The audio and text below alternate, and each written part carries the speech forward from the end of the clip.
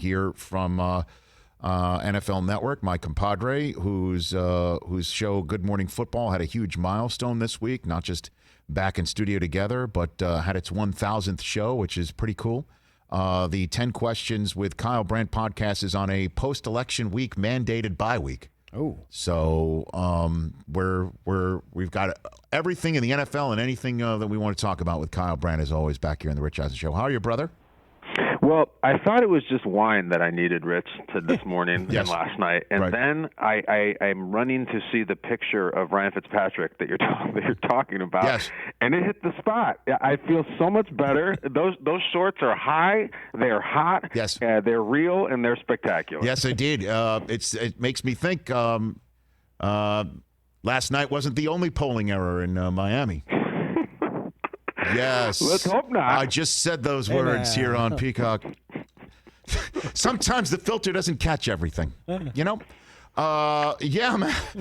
At least, though, you know, I'll take that as a positive sign that despite the gut punch that he received and was so honest and truthful about, that he is providing the levity that he always has, and you need that as a football team to get through a season that appears to be going up for Miami. Wouldn't you agree? It's going way up. Who was it? Wasn't it Rich? Was it Catherine Bach who played Daisy Duke? Yes, sir. That's who it was. I think Yes. that was her name. Yes.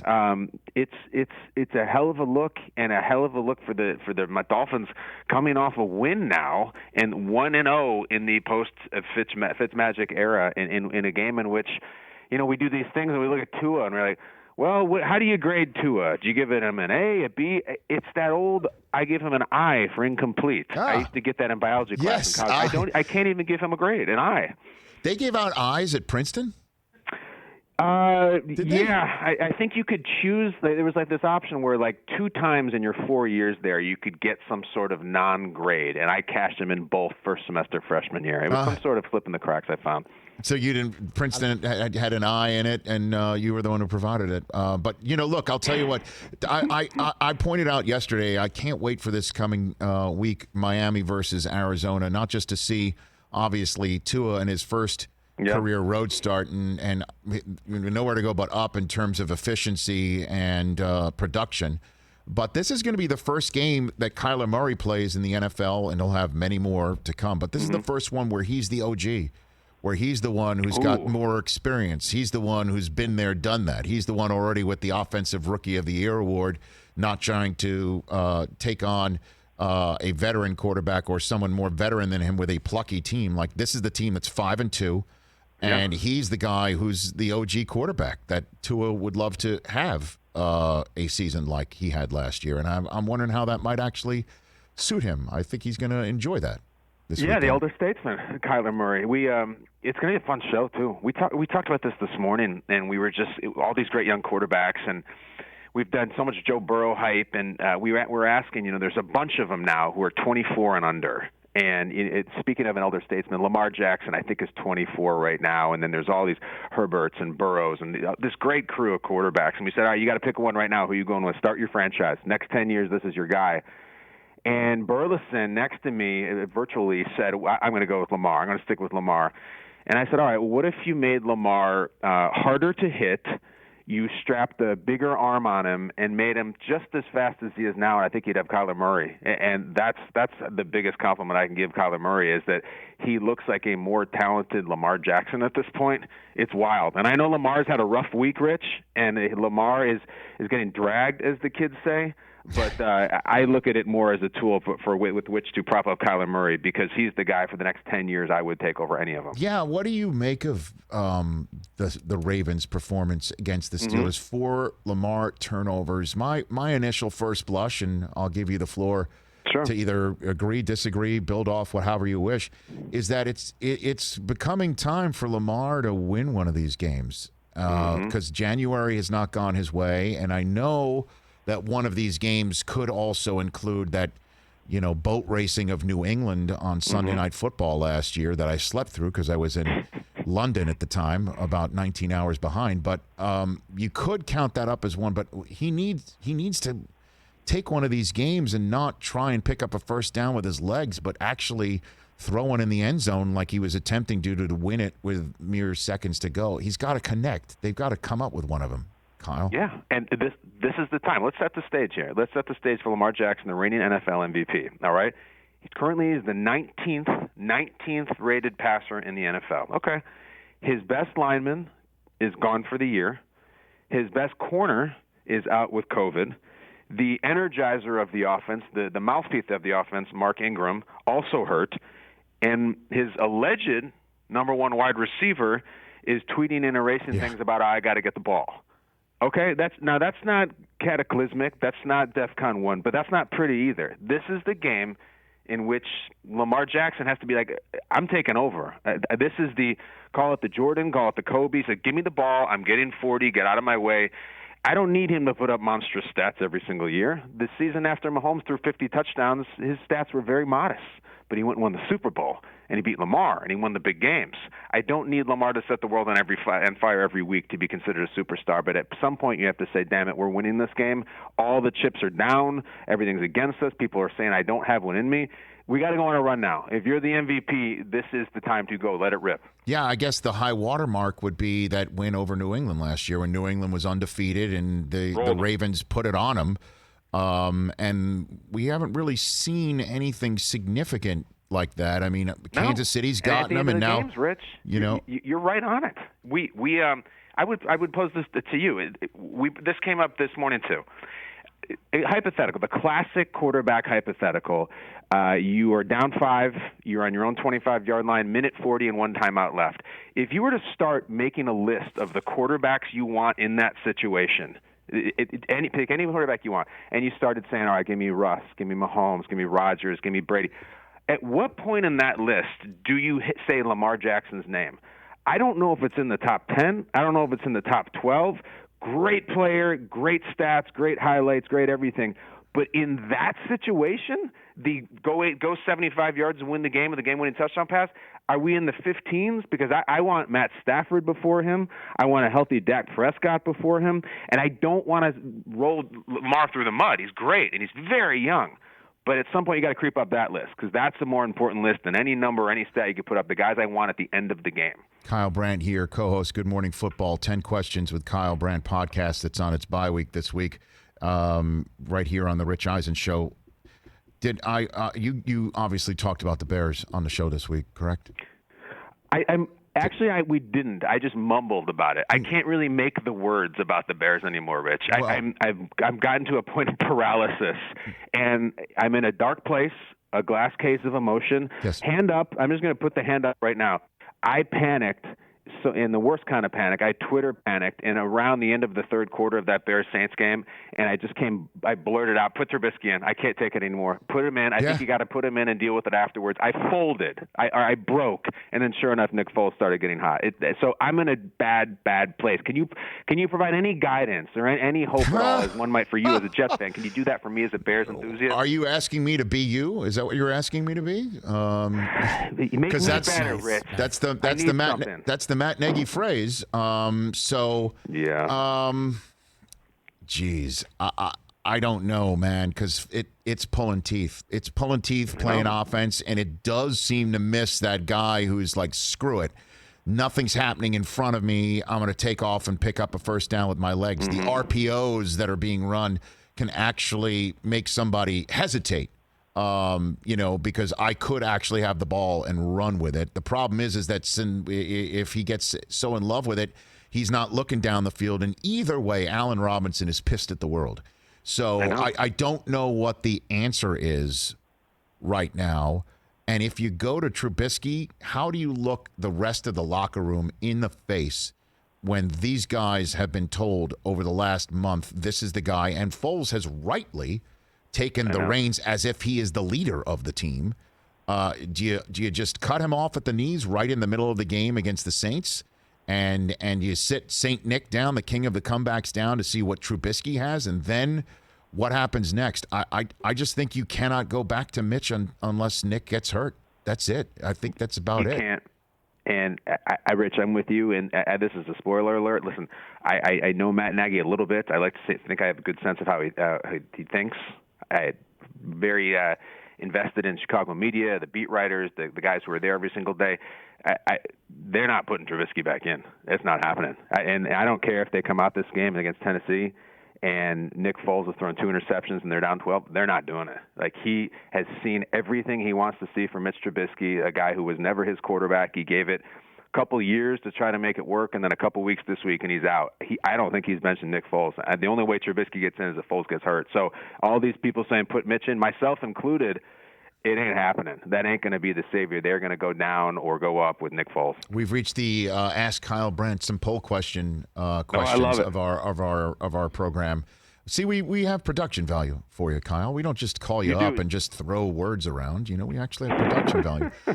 So all right, give it to me. Let me John King this thing at the big screen. Yeah, Rich. go to the big. Well, I'm a Kornacki guy because he reminds me of Scott Hansen. Oh, well, then I'm count me in there too. I love Scott Hansen. You know what I mean? Who's into it? Is into it like it's the greatest thing ever. Like Scott Hansen and his quad box need a room, and Kornacki and his big board, they kind of need a room together. Kornacki bragged every 5 seconds that he hasn't used the restroom yet. That's about. I have not heard that. I have not heard that, but I'm assuming he has not peed since Florida started returning results. So ask the poll question of Kyle Brandt. You got 2, right? You got a football and a pop culture. Yeah, I haven't thrown the great, pop culture one yet, but we'll get to that after. The Okay. football, Kyle, as you probably know, today is the 38th birthday of Devin Hester. Who is most deserving of Hall of Fame enshrinement of these 4? Devin Hester, Julian Edelman, Phillip Rivers, Marshawn Lynch. Oh boy. I love the question. This is wheelhouse, as they say. This is a belt-high fastball for, shall we say, Frank Thomas or Mark Grace for me. Okay. Devin Hester is my favorite all-time Chicago Bear. Wow. With respect to sweetness, I was a little too young to really get the sweetness factor, but I love Devin Hester, and I've been on record of this.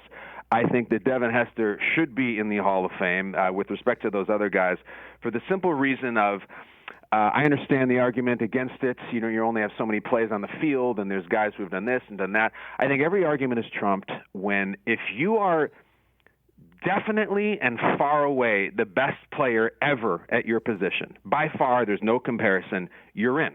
Now, that goes for Ray Guy. I believe that goes for Adam Vinatieri. And it damn well better go for Devin Hester. Love Marshawn, Phil, all those guys. Devin Hester, in my opinion, which I know is a polarizing one, is a Hall of Famer because no one to ever return kicks and punts is even close to him. I think he should be in Ken. Yeah, I said before that twice I went to a game and watched the rare feat of somebody pulling off what we were expecting of him in spectacular fashion, and it was Devin Hester. Twice I saw him at the Super Bowl, where I couldn't believe the Colts actually kicked him the ball, and then he actually did what he was doing all year long. And then the other time was when he broke Dion's record in the Georgia Dome on Thursday Night Football with Dion in the building. When we were all like, can he really do it tonight? Like with Dion here and all of us here and a nationally television audience, and he did it. I mean, that was it's special. I got to be a couple times too, Rich. It was unlike anything in that era that you just couldn't even kick it anywhere near him. He would return it. I'm sure you're aware of the story with the Bears and the Colts in the Super Bowl. Is that for an entire 2-week ramp up, Tony Dungy was on record with the media and his players saying, "We are not kicking it to Hester. We're crazy. We're no way we're kicking it to Devin Hester." And the night before the game, his pride got a hold of him and said, "No, we're kicking it to Hester. We're not afraid of any man." They kicked it to Hester. The rest is history. So, Chris, have we received what I'm expecting, which is the trolling tweet, "What about Steve Tasker?" from a Bills fan? Have you received that one yet? several Tasker tweets already. Is it because I said that? Tasker should be in too. Best special team player of all time. Like if Devin Hester is being talked about, what about Steve Tasker? I mean, that's coming. And it's already arrived, has it? Oh, yeah, several times. But does Tasker go in with his extra big helmet? Was it him that wore the... No, Tasker didn't have the helmet. That was Kelso. That was Mark Kelso. That was a different guy in the Bills. I don't think Tasker had the extra helmet, but I do wonder did I open the Pandora's box here? The greatest long snapper of all time. Did they go in? I wish I could remember the guy's name, but the long snapper for the Lions right now has been there about 20 years, and he's a legend amongst the Lions. I feel like if we're going to say every position the best has to go in, he has to go in too. Doesn't every NFL season have to have a long snapper who retires after 20 years of long snapping? It just seems to me that every team usually has one of those guys. It seems like. And how about Hecker, man? That guy is a friggin' weapon. Oh, man, Hecker's the best. I know. Oh, you had a poll question for... Okay, now we got a pop culture one. Right. Kyle, it's Ralph Macchio's birthday today, as I'm sure you're aware. What's the best movie where the villain gets served? Karate Kid, Back to the Future, A Christmas Story, or Friday? Oh, man, those are great choices. Man, Biff Tannen, obviously a legend. We've talked a bunch about Karate Kid because I know, Rich, you introduced it to your kids. I did. And that movie, it can be flipped on its head very easily, where Johnny Lawrence is actually kind of an innocent bystander who gets beat up by Mr. Miyagi. So for that reason, it's that cackling laugh of Scut Farkus in the alley. And Ralphie, Scut Farkus was some sort of, and not Scott Farkus, yes, was some sort of sociopath in a coonskin cap with braces, who was just, all he wanted to do was hurt children. And there's one day when Ralphie couldn't take it anymore. He went absolutely ballistic on him. And the funniest part is when he's beating up Scut Farkus, he's just wailing away on him with hammer fists, as they would say in MMA. Ralphie's supposed to be swearing, because and his mom catches him swearing, but he can't swear because it's still sort of a family movie. So he just does what Joe Pesci does in Home Alone. He says, "What you do?" And he doesn't swear at all, but he's just working Scott Farkus, and it's unbelievably satisfying to watch. So I'm going to go with A Christmas Story, even here in November. Ladies and gentlemen, Kyle Brandt, as always, a comprehensive, well thought out, well reasoned answer. I always appreciate your responses on this. So we'll post that too and see if people agree with him. How does that sound? It's rock and roll. We'll do that. I don't know if you. It's up. How old are your kids again, Kyle? I have 6 and 4. 6 and 4. Okay. Yeah. Boys, girls. What do you have? 6-year-old boy and a 4-year-old daughter. I got one of each. Okay. I told this story the other day. What do you got? That my daughter, 7-year-old daughter, when we were watching The Witches. On Saturday night, and she got every time that she got scared of what was on the screen, she put her fingers in her ears and calmed herself down by singing the Folgers jingle. She actually did that. The Folgers jingle about best part of waking up? It's Folgers in your cup. Yes. Wow, that's what she sings? That's what I wasn't expecting it. It brought her to her safe place. She did it about 3-4 times before I realized what the hell she was doing. So you're telling me, Rich, that I think it's Angelica Houston is ripping her face off and revealing herself as a witch. Right. And your daughter, whose name I remember, his middle name Taylor. is Mattingly, yes, right? her middle name is Mattingly. Her first name is Taylor. This was the new version, so it's Anne Hathaway, not Angelica Houston. But it's, yes, but you're spot on here. That actually happened in my household. Are you a Folgers household? We are not.